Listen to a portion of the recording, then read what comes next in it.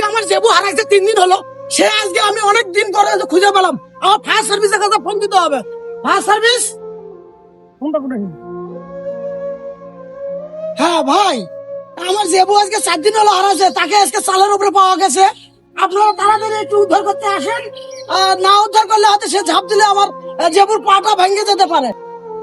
আমাদের fire service team member এসে গেছে, একজন সদস্য আমাদের চালের উপরে উঠতেছে আমার লেবুকে উদ্ধার করার জন্য। জি ভাই, জি ভাই, দ্রুত গতি ওঠেন ভাই।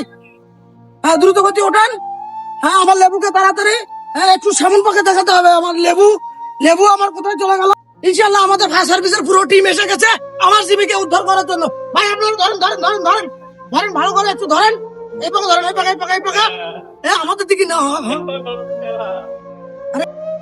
ভাইরা আপনারা রেডি হন। কয় কি